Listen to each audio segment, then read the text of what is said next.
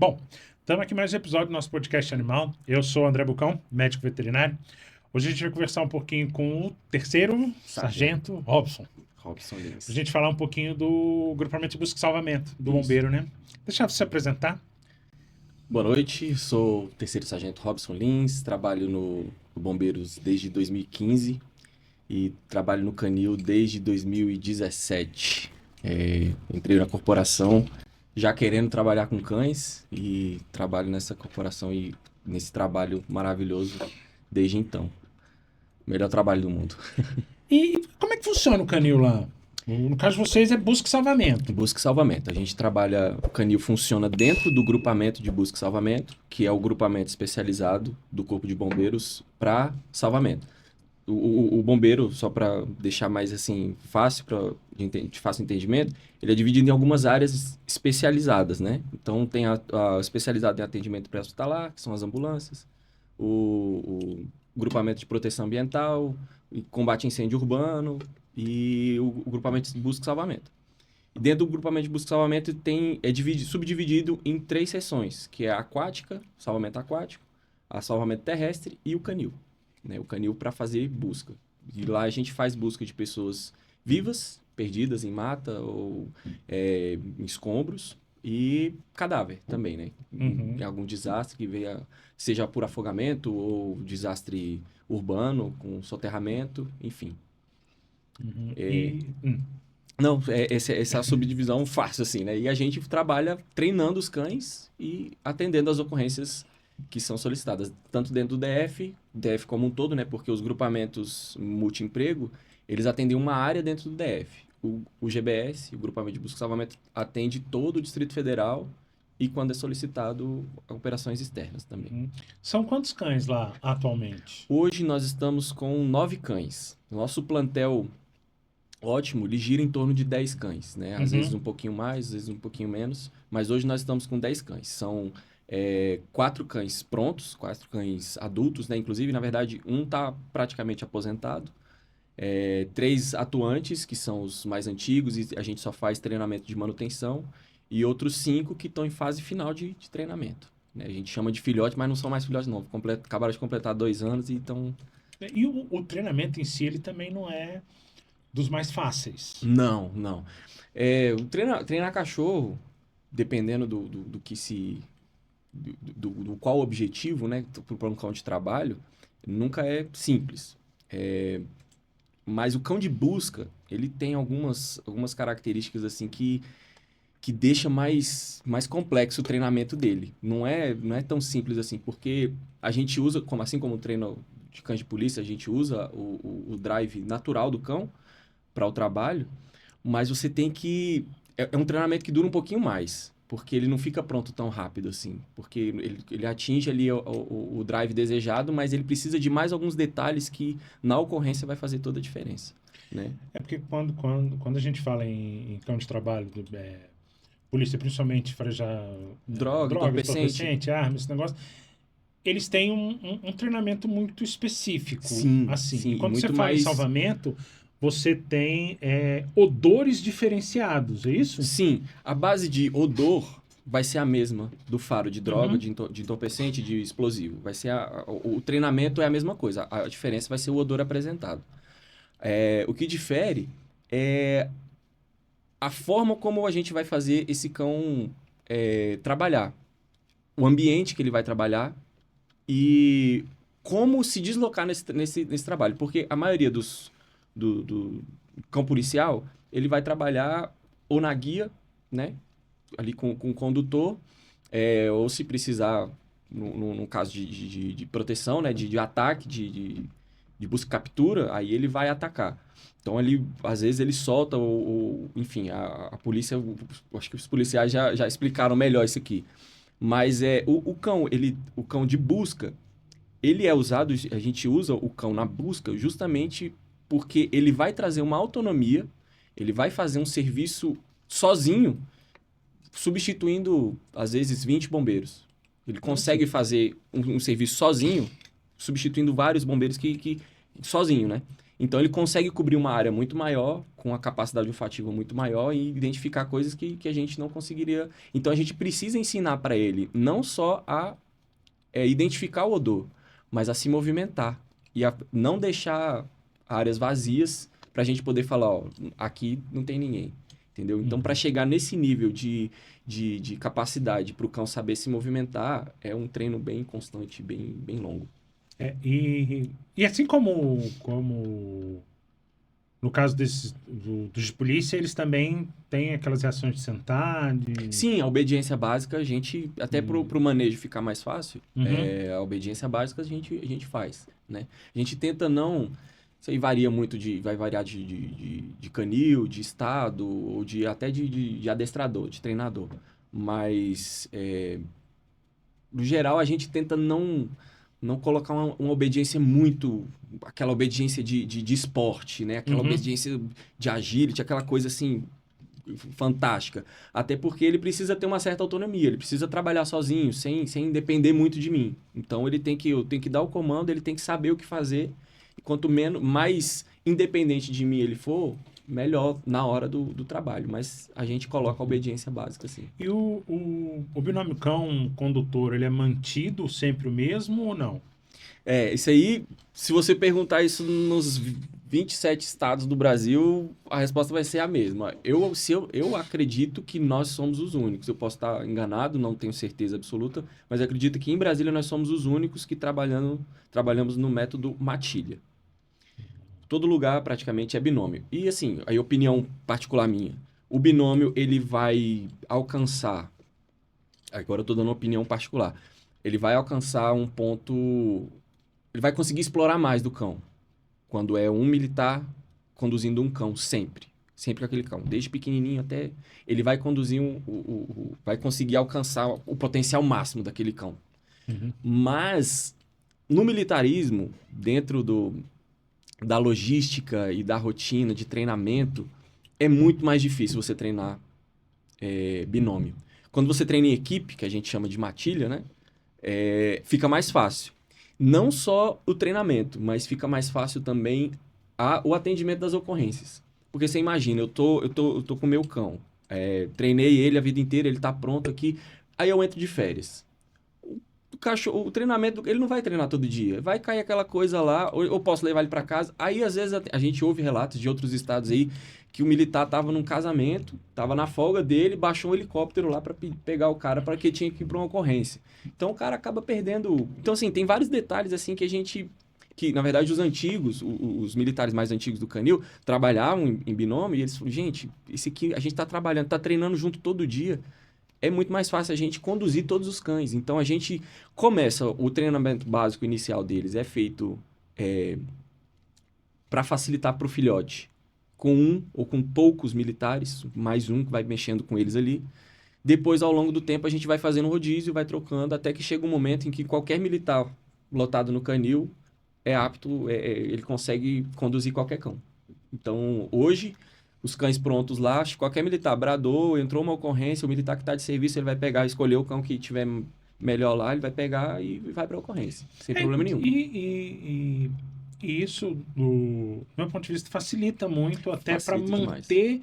Porque quando o Major Reis esteve aqui do BP Cães e o Textor para falar dos cães da Polícia Civil, esse treinamento, ele assim como um atleta, ele tem que ser mantido constante. Diário.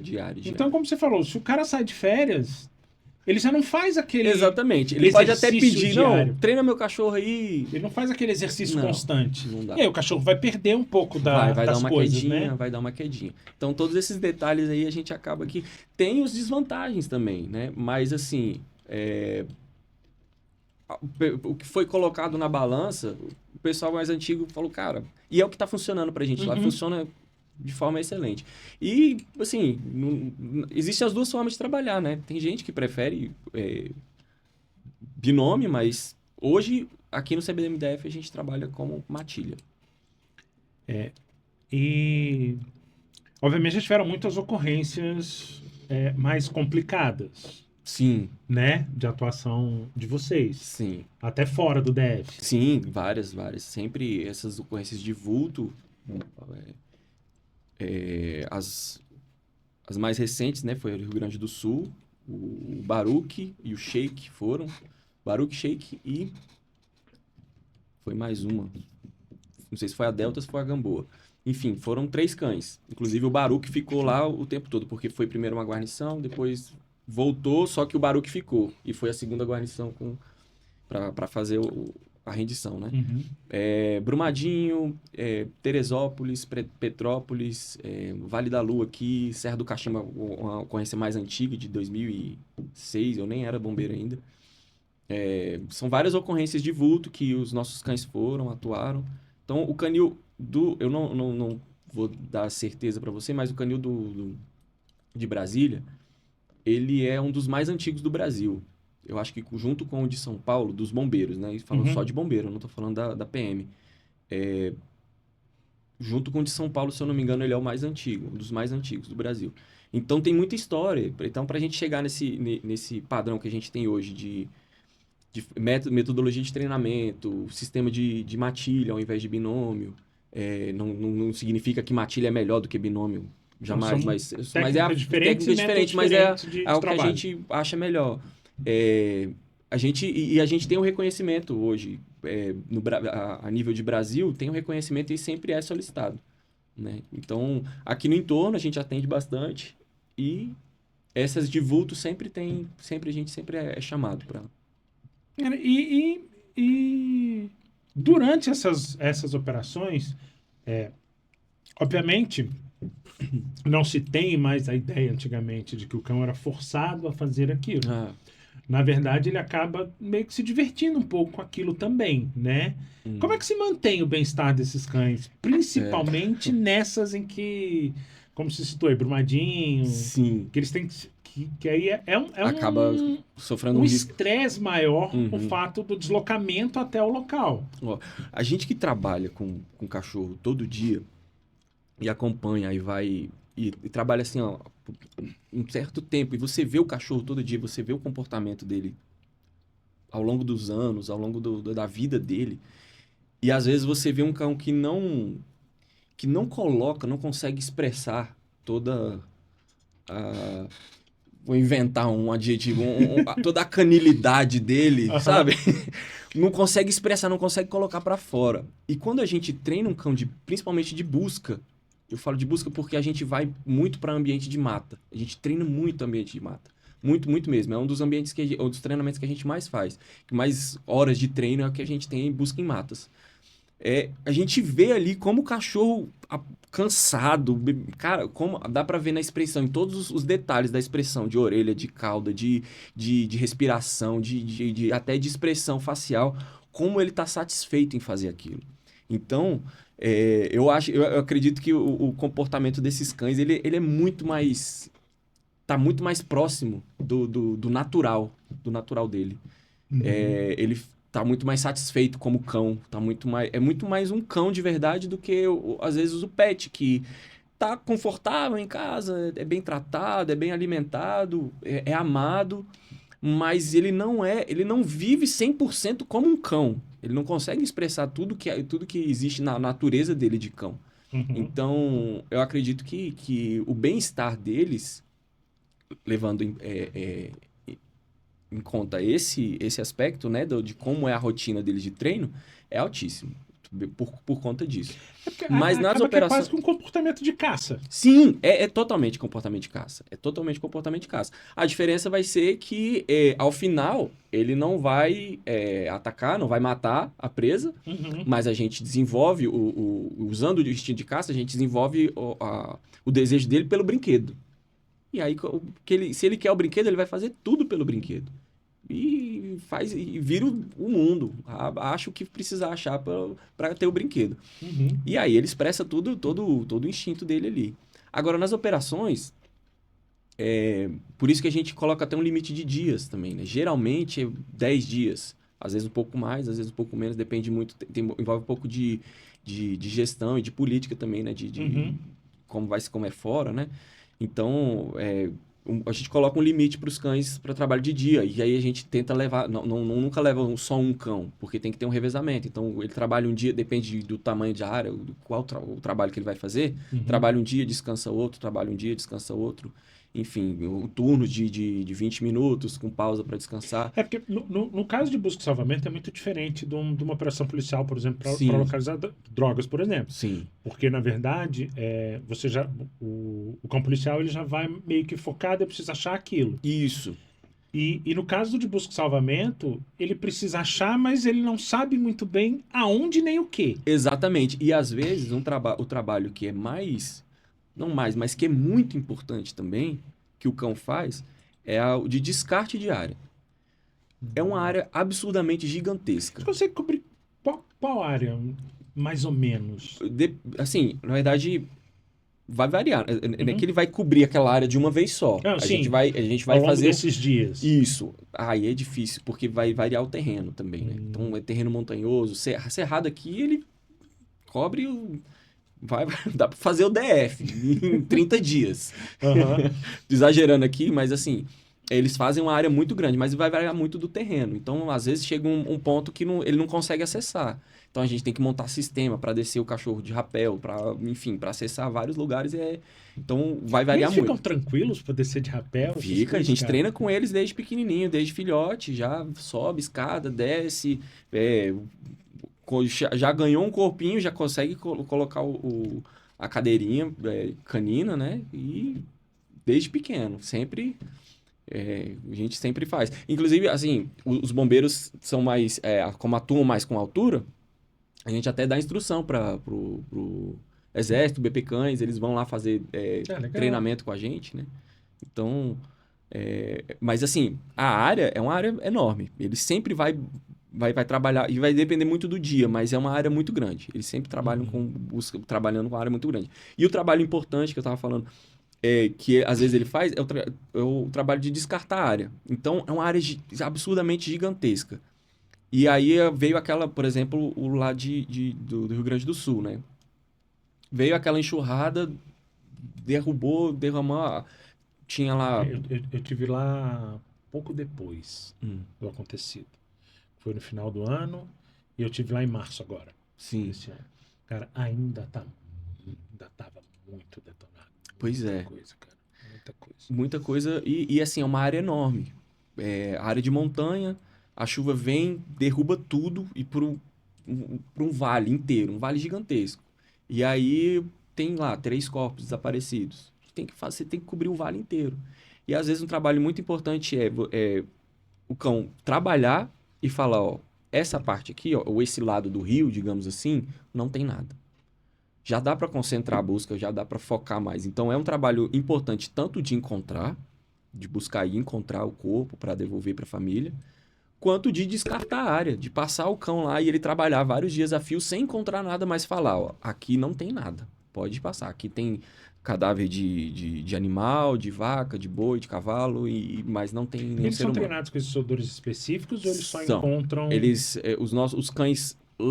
No bombeiro, a gente trabalha basicamente com três odores, digamos assim. Pessoa viva, cadáver e o odor específico. O odor específico, hoje em dia, que ele vai buscar o indivíduo, né? Ele não vai buscar... É quando tem alguém desaparecido. Isso, aí a gente tem um odor para apresentar para ele, ele vai buscar o Robson, ele vai buscar o Dr. André. Ele vai buscar a pessoa. Hoje a gente está sem nenhum... Nosso último cão de odor específico aposentou, mas assim... Precisa de uma junção de muitos detalhes para uma ocorrência perfeita para usar um cão de odor específico. Então, a gente tem geralmente é um cão no plantel de 10, a gente tem um. Hoje a gente está sem nenhum porque ele aposentou. Mas o treinamento de busca de pessoa viva é simples. A gente vai apresentando várias pessoas e é pique-esconde. Escondeu a pessoa viva e ele qualquer pessoa. E aí qualquer pessoa. A gente começa treinando com a gente, com os nossos militares.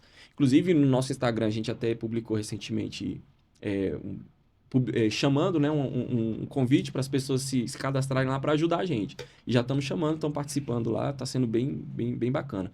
Porque tem que variar. Quanto mais pessoas, odores diferentes, idades diferentes, raça, sabe? Quanto mais variedade de odores, melhor. E o cadáver, a gente tem que fazer essa distinção também. Então a gente faz o que a gente chama de complicação olfativa. Um determinado, quando o cão já está indicando corretamente no odor do cadáver humano, a gente começa a apresentar um odor que pode encontrar um frango, um cadáver de bovino, cadáver de cachorro, cadáver de gato, que às vezes a gente vai... Para ele saber diferenciar. E aí ele tem que enxergar aquilo ali, a gente sabe que ele muda de comportamento, mas se ele ignorou, não tem nada ali. A gente sabe que, às vezes, a gente vai lá, confere, não, esse aqui é um cadáver de... A gente encontra muito, vai fazer em busca, principalmente a área de mata dentro da cidade, o pessoal joga, descarta, né? Mas, enfim, enterra ou joga cadáver de cachorro nesses matagal aí. Que não deveriam fazer isso, diga-se de passagem. Pois é. E aí eles fazem isso, e a gente, na hora das buscas, sumiu, a gente faz muito apoio à Polícia Civil em ocultação de cadáver, de crimes, né? Solucionando crimes. E a gente vai fazer essas buscas, assim, meio urbanas, né? Mas em área de mata, e aí encontra muito. E eles têm que fazer esse descarte desse odor aí. Então a gente, desde pequeno, a gente oferece isso aí pra eles. E qual que é o ambiente mais complicado? Você falou aí do caso da enchente, geralmente vai estar um terreno muito lamacento, coisa. Brumadinho também, tá? Brumadinho foi, assim. Inclusive a gente teve complicação com um dos cães que foi para Brumadinho, que foi o Zeca. Ele teve algumas queimaduras por causa de metal pesado. Mas foi feito um acompanhamento com ele, era coletado sangue semanalmente e feito um acompanhamento para ver se tinha intoxicação, mas foi só queimadura de pele mesmo. Se eu não me engano, não teve nenhuma complicação. Tanto que ele faleceu esse ano. Ele viveu 16 anos. Nossa. Um labrador. Fantástico. Quais são as raças que vocês têm lá agora? A gente tem... Agora estamos com 2 labradores, 6 PAs e um Mali. O Mali é o mais atentado, né? Ele é o que tem um nível de energia maior, né? São treinamentos totalmente diferentes que tem... Treinamentos não, tem abordagens diferentes que a gente tem que ter para cada raça. Mas são as 3 raças que, às vezes, a gente varia, tenta uma coisa ali, tenta outra aqui, mas pra gente é o que... A gente não foge muito disso aí, não. E como é que é feita a seleção desses cães? Existem algumas formas. Por exemplo, teve o cão Thor, ele foi pra Brumadinho. Ele era um cão, na verdade, problemático. A história que eu escutei dele, foi a história que chegou pra mim, porque quando eu entrei no canil, ele já era antigo lá, eu tinha que prestar continência pra ele. Mas a história que eu escutei dele, ele era um cão problemático, acho que, se não me engano, era de algum coronel, que falou, pelo amor de Deus, tira esse cachorro de perto de mim, que não sei o quê. Porque era um labrador misturado com pitbull, que destruía a casa, dava muito problema de comportamento. Precisava gastar energia de alguma forma. Precisava gastar energia. Aí levaram ele lá pro canil, peraí, o reformado já, o subjúnior, falou, peraí, deixa eu pegar esse cachorro aqui. Rapaz, virou um excelente cão de busca, um dos melhores cães que virou lá. Porque direcionou energia e conseguiu dar a motivação certa para ele. Então, assim, existem as formas. A ninhada que a gente tá treinando, finalizando lá, nasceu no canil. Então, são treinamentos diferentes. Chegou porque foi adaptação, a gente treinou ali, eles treinaram, né, do jeito que dava ali e viu que dava. Inclusive o Chacal, que é o Mali que a gente tem hoje lá, foi mais ou menos assim, só que ele chegou mais novinho. E outros não, outros a gente tenta selecionar, né? Então, assim, pode dar bom e pode dar ruim nas duas formas. Mas a gente tem os 4 PAs lá, que a gente está finalizando o treinamento deles, foram selecionados. Inclusive o Sheik e a Gamboa, que são os pais, ainda estão lá. O Sheik está aposentando, a Gamboa ainda está lá, ainda vai ficar mais uns anos. E os 4 filhotes, deu uma ninhada de 10. Tem um na PM, que é o Yoda, e os 4 que estão lá com a gente. Os outros são excelentes pets. E aí, quanto tempo eles trabalham? De trabalho, vai variar um pouco de raça e de indivíduo. Como você falou, eles vão estar prontos de treinamento em volta de 2 anos, 2 anos e pouco. Isso, 2 anos, por volta de 2 anos. Aí, eles vão trabalhar mesmo, efetivamente isso vai variar de cada indivíduo e um pouquinho da raça também, mas entre 7 e 9 anos. Mas é uma média de 8 anos aí que eles vão, até a idade que eles trabalham. Quando começa a chegar perto dos 8, vamos começar a pensar na aposentadoria deles. E aí, mas é essa média de tempo que eles trabalham. 7 a 8 anos. O Mali, um pouquinho, a gente tenta aposentar um pouquinho mais cedo, porque o ambiente do canil lá, os boxes são muito próximos do outro, e ele é agoniado, estressado demais, e aí, assim, fica muito estressado, e vai chegando final de carreira, o tempo de boxe dele acaba aumentando, porque não precisa forçar tanto assim. A gente faz atividade física, vai acumulando energia demais, vai ficando estressado. A gente faz atividade física, bastante atividade física, mas para amenizar isso aí, a gente aposenta ele um pouquinho mais cedo. Então, geralmente, os males com 7 anos, pastor com 8, o labrador até que fica mais. O Zeca mesmo aposentou, foi para casa com 9 anos. E aí, quando aposenta, eles são... Vai para casa da gente, vai para nossa casa. Com vocês lá. A gente... Existe uma sequência lógica de prioridade, uma hierarquia de prioridade, uma prioridade, né, para ser de quem vai ter preferência para levar para casa, mas geralmente quem teve mais contato ali no início do treinamento, né, isso só os militares do canil. Se ninguém do canil puder, aí a gente abre para o pessoal do GBS, para os militares do grupamento, né, que são as pessoas que a gente conhece e tal. E se ninguém puder, a gente abre para a corporação toda, para algum outro militar. E aí, se ninguém da corporação puder, aí a gente abre para a comunidade. Porque é praticamente impossível. Nunca passou nem do canil. Sempre fica com alguém do canil. Acaba que por mais que sejam cães de serviço, vocês acabam se apegando demais. Animais. Nossa, demais. A minha esposa, de vez em quando eu levo ela lá no canil, ela é apaixonada. Não quer levar todos para casa. Mas é complicado. Mas a gente se apega. E já teve alguma ocorrência que acabou sendo emocionalmente mais complicada para vocês? Olha, eu posso dizer por mim. Uhum. Por mim. Aqui eu participei e que bateu assim Já fui em várias ocorrências, assim, principalmente de ocultação de cadáver, que são ocorrências que a gente vai bastante, a Polícia Civil pede bastante ajuda, né? Porque eles têm cães lá de detecção de drogas. Mas o cadáver é uma coisa que acho que só a gente faz. E aí, naquela ocorrência, tem 2 anos, da chacina da família. Não sei se você lembra. Do Lázaro. Não, do Lázaro não. Foi um pouquinho depois do Lázaro. Foi em Planaltina. Era no Poço, o negócio Isso, exatamente. Eu tava num dos dias que a gente encontrou alguns corpos desse aí. Mas aí ele pegou pra mim porque era uma família.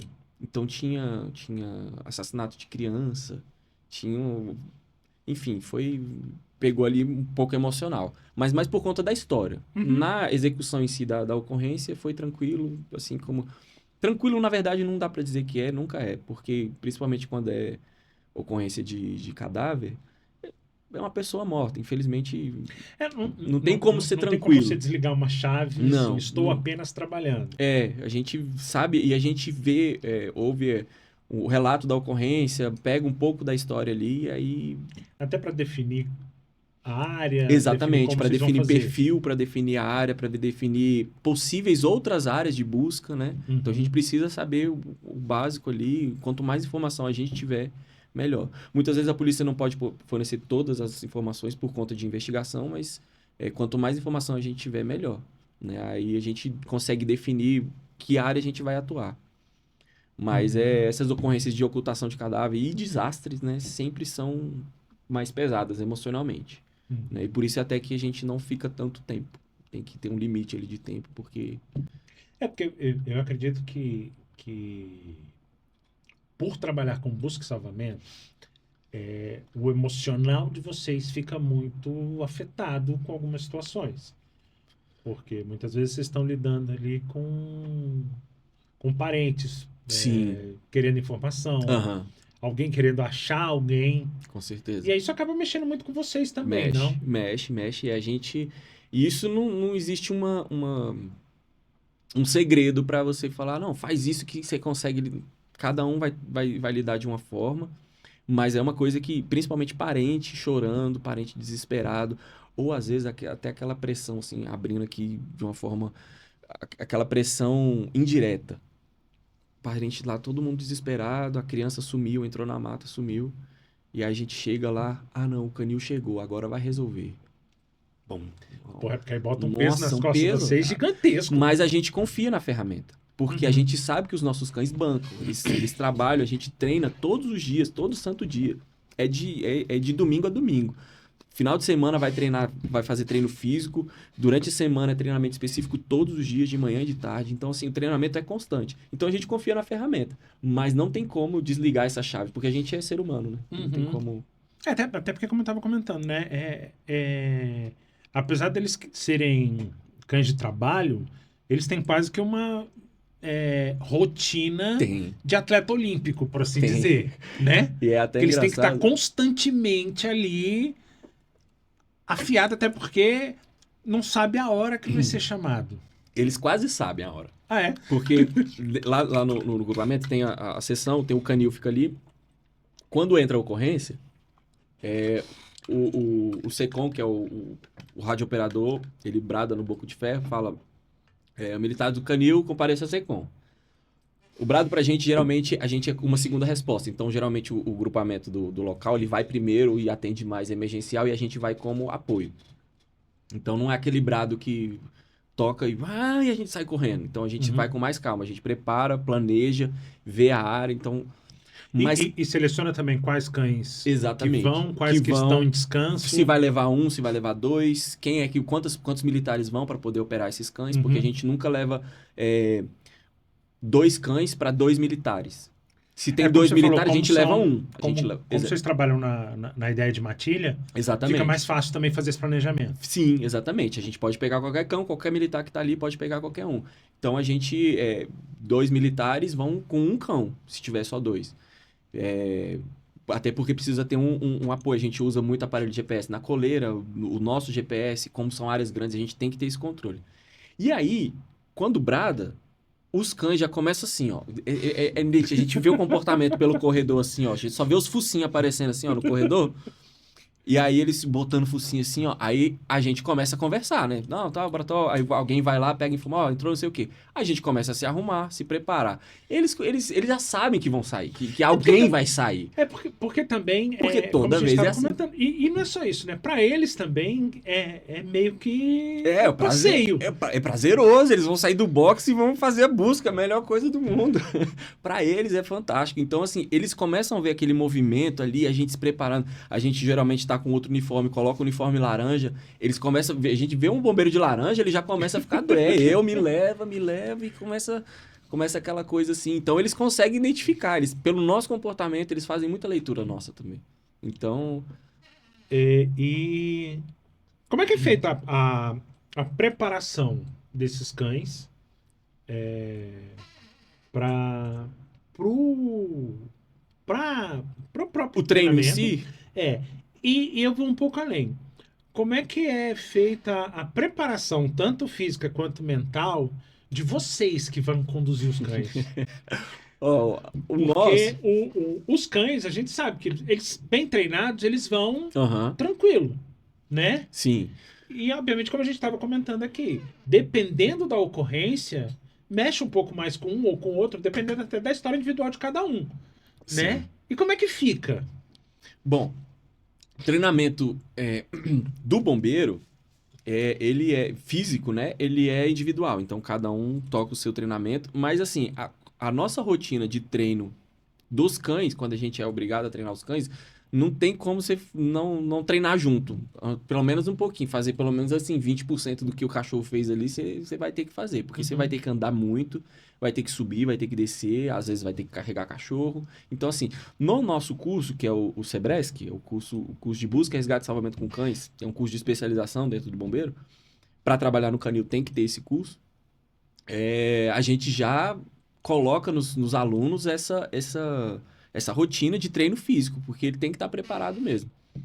E aí, depois disso, fica a cargo de cada um. Cada um tem o seu treino. Agora, dos cães, é um treinamento muito longo e completo, em várias fases, né? Então, a gente... É feito o planejamento, se a ninhada vai nascer no canil, a gente vai tirar uma ninhada no canil, é feito de uma forma.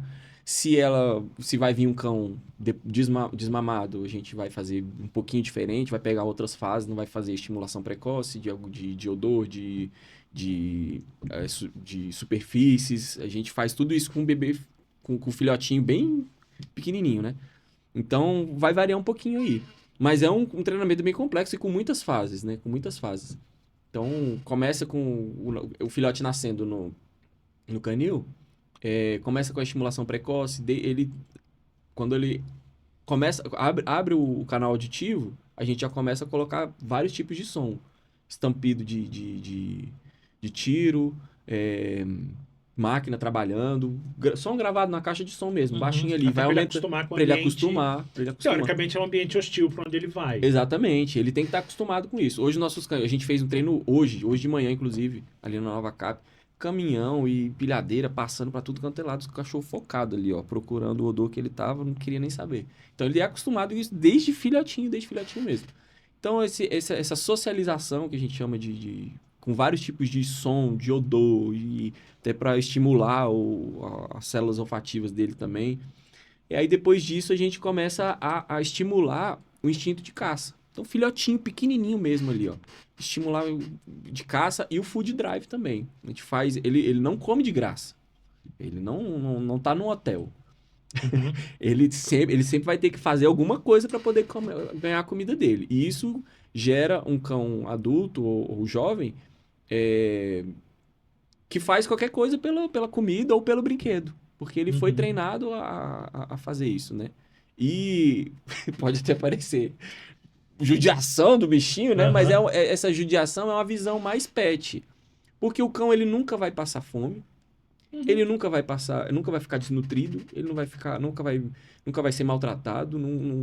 Então, assim, é uma forma, uma metodologia que o cachorro desenvolve muito bem. Forma de você recompensar ele. Exatamente. A gente está usando. Serviço. Exatamente. A gente está usando essa recompensa como a metodologia de treino, né? E aí, depois disso, a gente vai para uma área maior e aí começa a jogar o brinquedo, não simplesmente para estimular. Ele já está estimulado, já quer o brinquedo.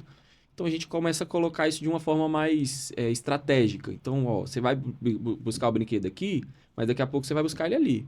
Porque eu quero que você faça isso aqui e isso aqui. Entendeu? Então, ele vai aprender isso aqui. Então, de tanta repetição, quando eu solto ele aqui, busca, ele vai fazer isso aqui automaticamente. E ele vai trabalhar... Ele vai acaba cobrindo uma área maior. Cobrindo uma área muito maior. Né? Porque ele vai... Então, assim, gradativamente, a gente vai inserindo isso, ele vai condicionando ele a fazer isso.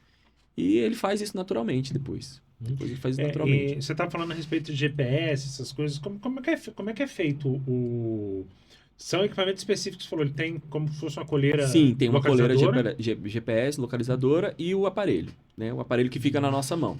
Então, para facilitar... Porque eles são soltos no local. São soltos. Diferente de praticamente todos os cães de trabalho. Para ele cobrir uma área sim, maior. Ele precisa, o cão de busca, ele precisa trabalhar solto. Até não só em área de mata, mas área de escombro também, por exemplo. A gente não pode entrar. Teoricamente, para um desastre recente, um prédio que desabou recentemente, é uma área de risco. Então, o bombeiro não vai entrar. Ele vai entrar até certo ponto. Então, o cachorro consegue... Ele precisa ir... Ele sempre vai trabalhar solto. Então, são poucos cães de trabalho que trabalham soltos. E, obviamente, nessas situações de escombro, por exemplo, ele também não vai entrar se tiver um risco de desabamento iminente. Iminente não. Aí os breakeantes... Tem que ter uma segurança para que ele Tem que ter uma segurança mínima. Tem que ter uma segurança mínima. Até não porque o pessoal não pensar que é assim... Vou botar lá Vou botar porque aí ele morre e o bombeiro fica... Não é assim também. Tem que ter uma segurança mínima para ele poder trabalhar. Até porque quando o cachorro indicar, eu vou entrar lá. Se o cachorro chegou lá, ele sentiu o odor, principalmente de uma pessoa viva. Porque ele consegue... A gente tem até a estratégia de... Ele sinaliza diferente? Não, é isso que o que a gente faz, qual a estratégia que a gente usa? Num desastre recente assim, nas primeiras horas, vai ter pessoas vivas, pessoas mortas. A gente tem que dar prioridade para as pessoas vivas. Tem que tirar primeiro as pessoas vivas, depois a gente vai fazer o resgate dos corpos para entregar para as famílias. Mas, como é que a gente vai saber? Se o cachorro indicou e eu não estou vendo, ele foi lá e latiu. E aí, como é que eu vou saber? Tá vivo ou tá morto? Eu treino um cachorro que vai indicar só vivo. eu não insiro o odor de cadáver para ele. E aí eu passo esse cão primeiro. Então, ele vai indicar, vai sentir vários odores ali, pode se... E aí ele vai indicar o odor de vivo. E aí a gente faz o resgate daquela pessoa primeiro. Mas se um cão indicou, a equipe de resgate vai entrar na hora com maquinário, com tentar fazer contato, ver se tá acordado. Na verdade, tem todo um protocolo, né? Sim. A gente vai tirar as vítimas superficiais primeiro, vai fazer contato... tentar ouvir, né? Chamado escuta, para ver se a pessoa consegue conversar com a gente. E aí depois a gente entra com os cães. Aí os cães geralmente indicam nas pessoas que estão inconscientes ou em cadáver, né? Uhum. E aí a gente faz resgate. E aí, se o cão indicou, a gente entra. Então, o risco que o cão tá correndo é o mesmo que eu corro quando eu vou lá resgatar. Eu só fico fora da área para deixar ele trabalhar. Porque se eu entro lá, eu acabo atrapalhando. Na verdade, no momento que o cão tá trabalhando, a gente faz uma pausa, todo mundo que tá... faz silêncio e sai da área. E aí o cão vai trabalhar. Até porque facilita de vocês entrarem já com o ponto certo para verificar. Exatamente. Se tiver um monte de gente ali, aí o cachorro latiu, eu não tô vendo direito, e o cachorro... Você vai saber por que ele latiu também. E já teve algum cenário assim mais chocante, assim, que vocês chegaram de imediato? Imaginaram que talvez fosse achar mais cadáver do que vivo? Sendo assim, bem... porque às vezes chega numa situação de desastre, como você falou, Brumadinho, que foi algo muito extremo. Sim. Né? Você já chega com uma perspectiva diferente. Ou não? Sim. Bom, como eu sou mais novo, né? As histórias, a gente vai ouvindo as histórias, o pessoal vai contando as histórias dessas grandes... Tem um colega nosso que hoje ele nem tá mais no canil, mas ele foi com o cachorro dele pra Petrópolis, não, pra Teresópolis. Foi em 2011. Eu também nem tava no bombeiro. E aí ele contou, e eu sempre lembro dessa história. Quando teve a enxurrada lá e desabou tudo, eram tantos corpos, ele conta, eu fiquei imaginando isso assim, até me impressionou. Eram tantos corpos que o cachorro ia andando, indicava, ele só plotava o GPS, porque andava mais um pouquinho, o cachorro estava indicando de novo. Então ele ia plotando, e no final do período dele, ele só entregava o GPS aqui, ó, com, sei lá, com 10, 20, vários pontos plotados ali, né? De corpos, né? De possíveis corpos, mas na verdade teria que ser resgatados ainda, né? Então, como o trabalho do cão, como eram muitos, ele não podia, pronto, o cachorro indicou no primeiro aqui, guarda ele para fazer, não, faz aqui que tem a outra equipe que vai fazer o resgate. Cobre uma área maior e...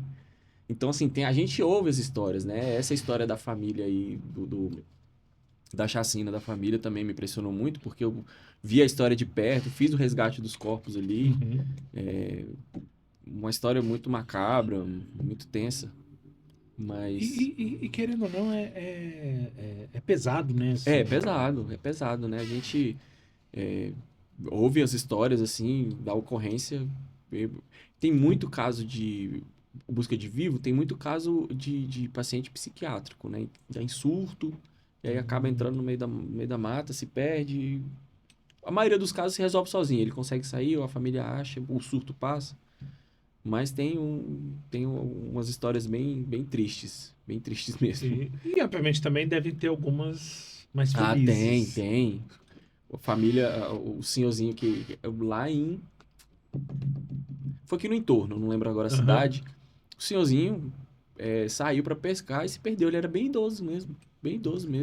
Depois de 3 dias, a gente encontrou ele.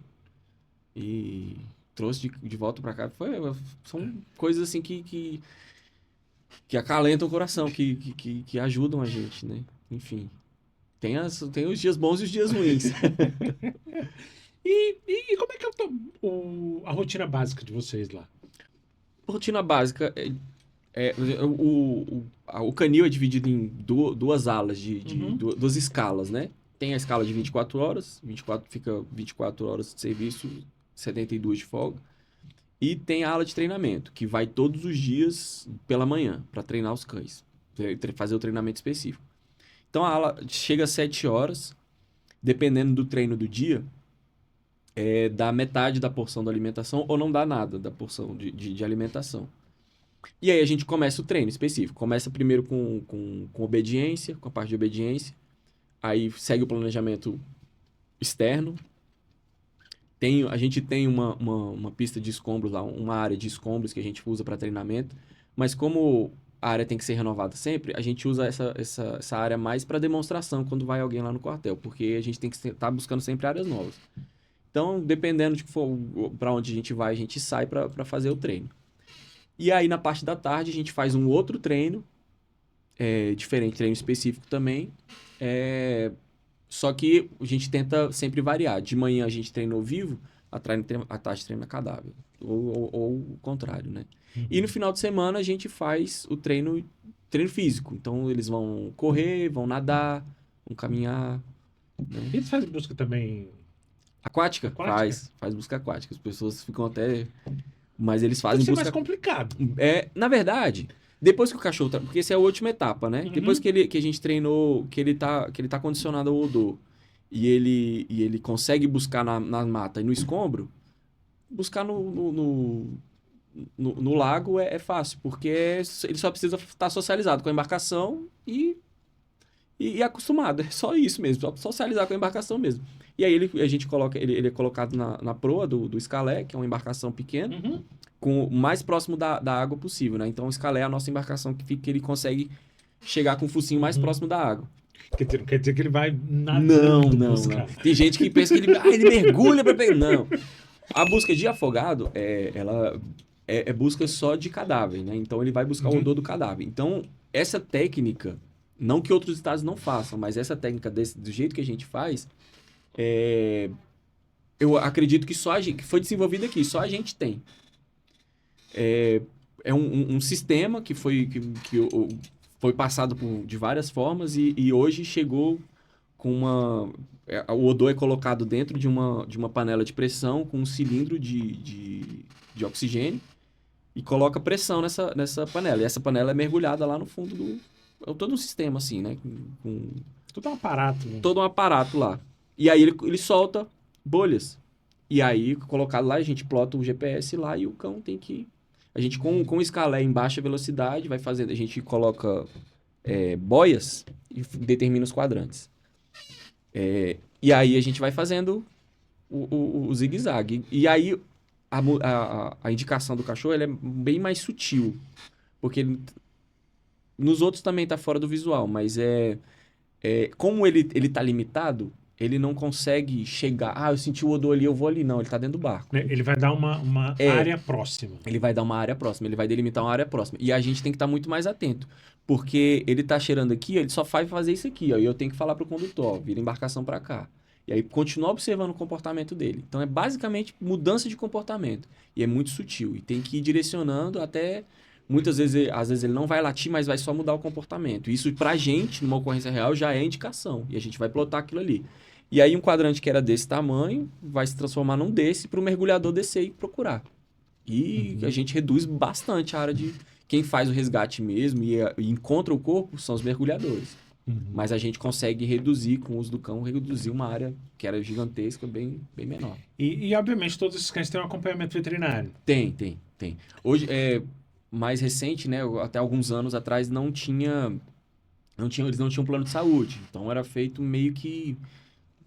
Por favor, ir no hospital do NB, dava um jeitinho aqui. Eu mesmo já gastei dinheiro do bolso para poder tratar, pra cuidar.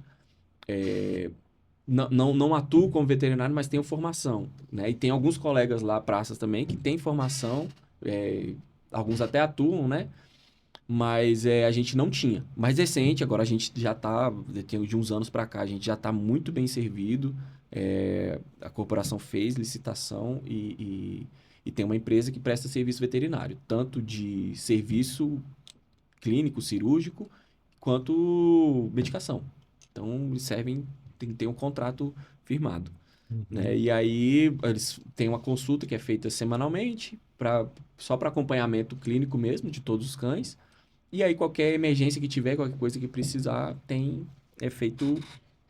Tem os hospitais as clínicas que a gente vai E quais são as causas mais comuns que eles acabam tendo ali? De acidente? Tem muita lesão osteoarticular, muscular? Muita não. Tem, mas não é tanto. Eu penso que são tratamento de terrenos muito diferentes. Sim. E tudo. O Horus, que foi um cão que foi o Bloodhound, que era de odor específico, né? Que aposentou, ele teve alguns problemas articulares. Fiz até cirurgia. Mas, assim, no geral, eu não diria que o problema ortopédico seria os maiores, não. Recentemente, tá tendo alguns problemas de pele. Alguns problemas de pele nos PAs e otite nos labradores, né? É o que a gente teve. Mas, assim, a otite ela é muito bem controlada. Às vezes, um cão abaixa ali, pega um otite, aí todos faz aquele rodízio. Aí, aquela coisa que tá todo mundo junto ali. Mas esses são os casos que mais aparecem lá. E talvez até por conta desse acompanhamento mais constante. Mais constante rotina, agora, né? Mais constante. Consegue se manter... Sim. Manter a sanidade desses cães. Sim, o acompanhamento. O carrapato não tem problema zero. Depois que começaram a tomar Bravecto e esse controle mais rigoroso, assim. Uhum. Capivara come do lado deles lá, não tem nada. A gente pega carrapatos, os militares pegam nos treinos, a gente sai pro mato, volta cheio de carrapatos, os cães estão zerados lá, limpinhos. E esse problema de pele também em função muito também eu acho que esses mais recentes... Sim, eles são expostos a muitos... Né? A ambientes com muita coisa, com muito alergênico, né? Mas eu acredito que seja alguma predisposição, porque foram os 4 irmãos. Não, claro que eles não estão todos ruins. Teve um deles, né? O Duque, tem um pouquinho mais tá fazendo um acompanhamento um pouquinho mais rigoroso, tá tomando a medicação e tal, mas os outros a gente vê, tem uma alergiazinha aqui, um negocinho aqui... Mas aí faz a consulta, vai com o especialista, com o dermatologista, vê, examina e tudo. Aí só um que precisa de um acompanhamento um pouquinho mais de perto. Mas eu acredito que seja por serem irmãos e todos têm um pouquinho, níveis diferentes, eu acredito que há alguma predisposição ali. E facilita também, como eu estava falando, né? Como eles têm essas consultas de rotina, facilita também detectar logo antes que vire algo mais grave. E a nossa rotina, os militares que trabalham no canil, eles estão sempre manipulando. A gente interage muito com os cães, então a gente não interage só quando vai treinar. A gente tem um exercício lá, uma coisa que a gente chama de disponibilidade e submissão, que é justamente treinar o cão, isso diariamente. Isso todos os militares fazem, rodízio, todo mundo faz com todos os cães. Treinar o cão a ser manipulado. Então, nesse treinamento que a gente treina ele a ser manipulado, a gente já identifica. Então, a gente coloca ali, passa a mão no cão todinho, na parte de baixo, parte de cima, orelha, cheira... coloca ele deitado de barriga para cima para ele aprender a relaxar, para ele aprender identificar os sinais clássicos de defesa, né? Tá assim, quando ele relaxa, a gente sabe que ele tá e a gente consegue examinar, consegue olhar tudo, olhar a orelha, olhar a boca, enfim. Nessa rotina nossa de manipulação do cão, a gente consegue identificar muita coisa, né? E como é trabalhar no canil? É muito bom. Eu, quando eu entrei em 2015 nos bombeiros, fiz o curso de formação, teve o primeiro curso, teve o primeiro Sebresc. Eu falei, poxa vida, era esse curso que eu queria fazer. Eu já entrei querendo fazer isso. Apesar de não ser... Eu tenho formação em veterinária, mas nunca atuei na área de pequenos, de clínica, de pequenos. Sempre gostei muito de cachorro. Então, paixão pelo animal, né? E aí eu falei, cara, é isso que eu quero, não tem pra onde correr. Mesmo que eu não fosse veterinário, não é por causa da vet. Até porque pra trabalhar no canil não tem nada a ver uma coisa com a outra. Mas Queria porque queria. E aí eu tive sorte que no ano seguinte abriu outro curso. E aí eu virei o mundo e vamos fazer. E eu tô muito satisfeito, gosto muito de trabalhar no canil. Recentemente abriu o Centro de Treinamento Canino, que é uma área, uma outra área para o treinamento dos cães guias, né? Cão guia de cego, que é um outro canil. Quando eu entrei na faculdade, já acho que lá para metade do curso, quando eu fiz clínica de pequenos, foi quando vieram os primeiros cães do Integra. Sim. E era a gente que atendia eles lá no UNB. Olha então só. eu vi aqueles primeiros que chegaram. Pois é. Né? Eu tô pois velho. E aí voltou esse projeto, né? Antigamente era feito em parceria com essa ONG, né? Com a Integra. Eles forneciam praticamente tudo. Até porque os cães chegaram praticamente só obedecendo em... Acho que você me fala agora em francês. Francês. Eles vieram do Canadá. Sim, do Canadá. Então a gente brincava e falou, pô, o cara já não enxerga. Vai ganhar um cão e tem que aprender o francês. Pois é, o subtenente Júnior Lima, ele tá conduzindo lá o treinamento dos cães guias, né? Ele foi pro Canadá, passou, se não me engano, 6 meses lá, aprendendo até toda a técnica lá. E trouxe pra cá, veio com alguns cães pra cá, nessa época aí, né? E aí tem outros militares envolvidos também, que são super capacitados. E aí, antigamente era com Integra. Hoje é só o bombeiro que tá tocando esse projeto. Legal. Como um projeto social, né? Assim como tem Bombeiro Mirim, tem vários projetos sociais que o bombeiro toca. Tem agora o projeto Cão Guia. Então, assim, a gente está em contato com eles lá e são os militares mais antigos do canil que foram para lá e estão tocando esse projeto agora, que é um projeto maravilhoso também. Sim. Então, trabalhar com cachorro é bom demais. Nessa época tinha um cão que ia lá no Agavetim, lá no UNB, que ele tinha recebido um cão. Sim. De lá, das ninhadas que nasceram e tudo. Só que ele tinha um anterior, que era um Rottweiler. Aí a gente rolava de rir, porque ele contando assim, cara, eu vou e entro no ônibus com esse cachorro. Ninguém acredita que isso aqui é um cão guia. Um Rottweiler, olha só. Era um Rottweiler, cara. E pense num cachorro tranquilo.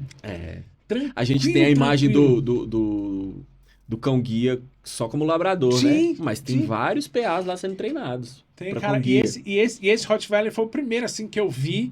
Eu falei, cara, sabe assim, quando não bate uma informação com... Cão guia, cão de proteção. E ele brincava que disse que o cachorro dele sabia pelo menos uns 50, 60 endereços. É basicamente esse treinamento do cão guia, né? Ele vai aprender a andar nos lugares que o cego normalmente vai. Mas é uma coisa que eu tenho muita vontade de aprender ainda quero aprender a trabalhar com isso aí. Bom, pra gente descontrair um pouquinho, ainda não é a temida roleta da Ian. Ah, meu Deus. São perguntas rápidas e respostas, tá?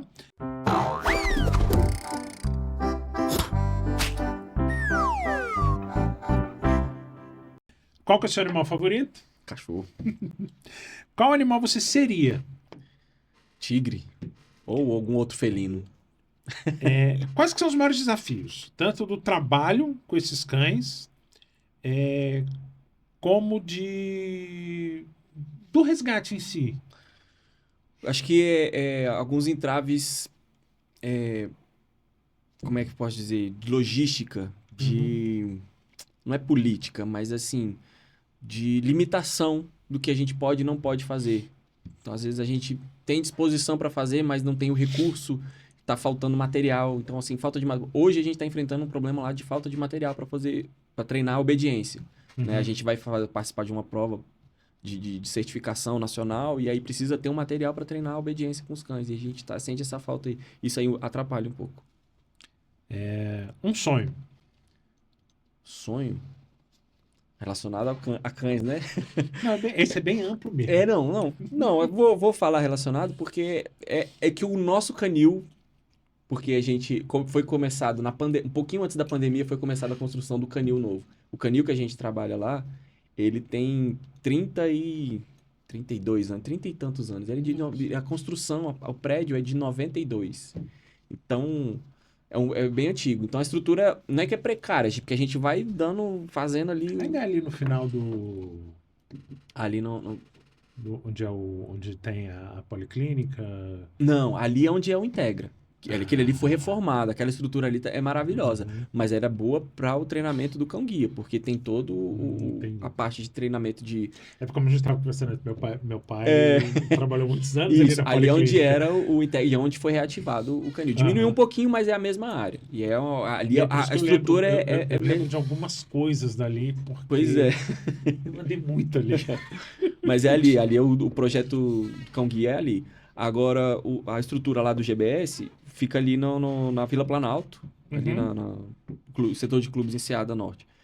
E aí ali a estrutura é antiga. Então, assim, hoje em dia não suporta mais. Ela precisava ser reformada e a corporação comprou a ideia e começou a construir um canil novo numa área que é do GBS, que é um posto avançado, que fica lá perto da Terceira Ponte. Eu acho que eu sei. Isso, é o BUC. O BUC. Então, tem o terreno lá que é do bombeiro e foi começado a construir o canil novo. Canil, assim, excelente, de primeiro mundo, coisa assim, fantástica. Só que veio a pandemia, a empresa que estava construindo faliu, e a obra tá parada lá. Então, acho que o meu sonho é que aquele canil fique pronto. Se você pudesse ter alguma característica de algum animal, qual seria? Eu ia falar o faro, mas eu acho que... Muito óbvio para cachorro, não. Mas a audição. A audição aguçada. Tem algum filme, desenho ou série que tem algum animal que você goste? Filme, desenho ou série? Eu tô assistindo muito Jurassic Park com meu filho. Então eu tô cheio dos nomes de dinossauro na cabeça. Então... Mosasauro. Ixi, um monte de coisa. O legal é que é fases, né? É, fases. Eu fico acompanhando meu moleque. Tem algum animal que você tem medo? Medo. Talvez agonia. Aranha. Qual que é a melhor parte de trabalhar com esses cães de resgate?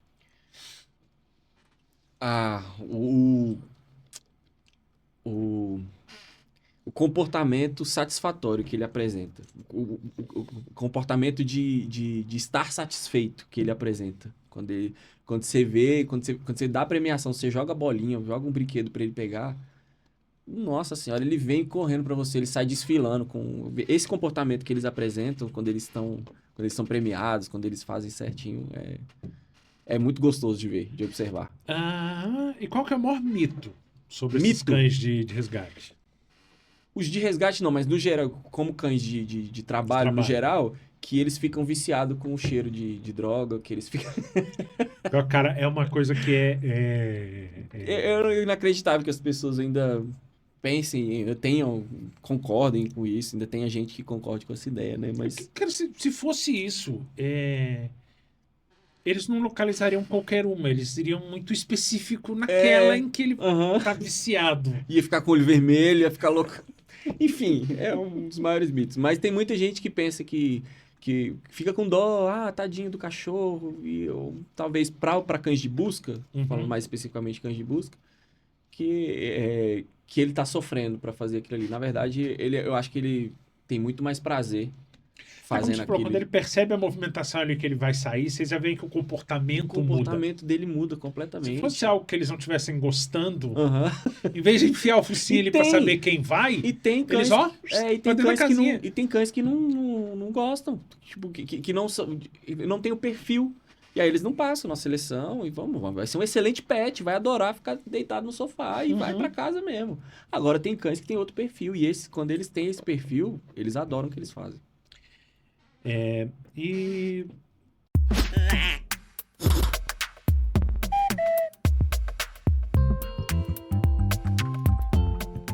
Qual dica que você daria para quem quer entrar no Corpo de Bombeiros hoje em dia e também para quem quer trabalhar dentro do GBS?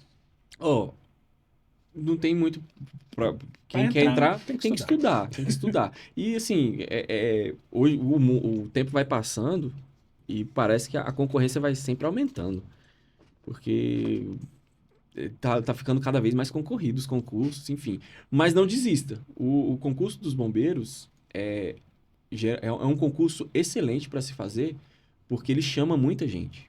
Então, não deixe de fazer, porque é difícil, é muito conteúdo.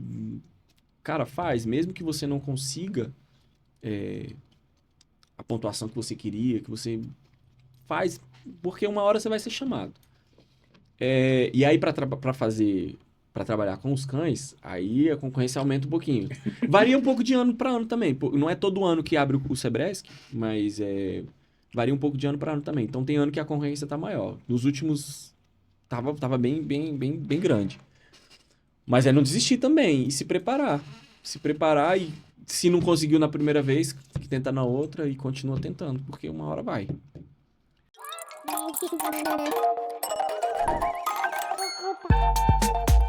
Bom, cadê a roleta da Daniaca? A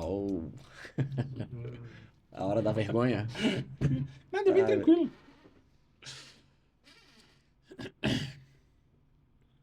E aí bate ali, eu já tenho que começar? Não necessariamente. Falando que é tranquilo. 5 animais começam com B. Com B? Barata. Olha, eu vou parar no primeiro, meu Deus. Barata. É engraçado, quando você tá do outro lado ali, ó. Mas que pessoa que não pensa, que ó, tem tá. Agora vem pra cá, do lado de cá. Calma. Barata.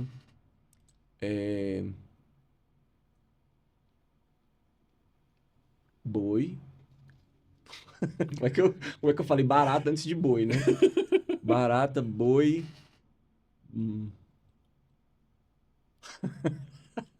Tem um que é o boi, mas que fica na água. Baleia. Boi, baleia.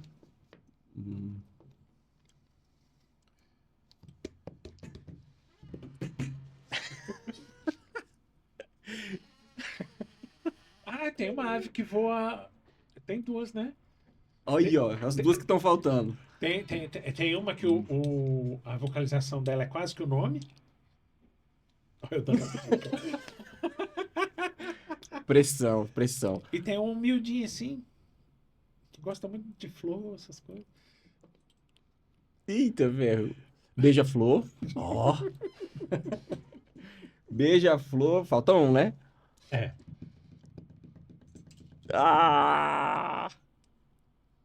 Tem uma outra ave, né? Tem.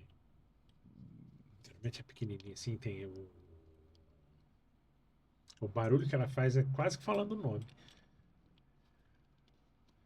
É pra dar mais dica ainda. Amarelo, né, Ianca? E tem a ver com visão, sabe? Bem te vi. Nossa. Eram 5, eu acertei 2,5, né? O resto foi dica. Vai ser mais pra gente descontrair mesmo. Redes sociais, pra quem quiser mais informação sobre o Canil. Canil_GBS. Deixa eu só confirmar aqui, porque ele não é tão intuitivo assim. Tem só... É isso, Canil_CBMDF, não é GBS. Canil_CBMDF. CBMDF. Isso. Muito obrigado. Né? Realmente, assim, eu acho que a gente falou de cães de trabalho, tanto do pessoal da PM quanto da Polícia Civil. Eu acho que faltava dos bombeiros, porque eu acho que dos cães de trabalho acaba sendo uma responsabilidade muito grande localizar alguém.